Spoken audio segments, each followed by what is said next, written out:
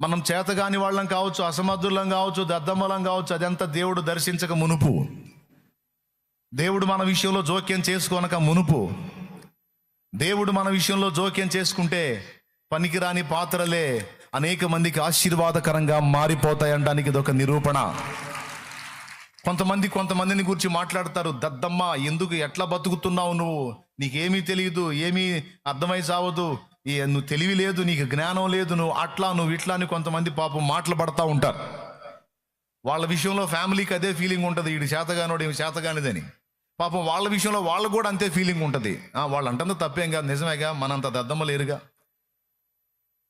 మనకు నాకేం చేత కాదుగా, నాకేం తెలియదుగా, నేను అన్నీ తెలిసిన జ్ఞానవంతురాలిని కాదు అని తమ దీనత్వాన్ని, తమ దీన స్థితిని, తెలివి తక్కువ తనాన్ని చూసుకొని కొంతమంది తమను తామే నిందించుకుంటూ ఉంటారు. ఇదంతా దేవుణ్ణి నువ్వు చేరక ముందు తమ్ముడు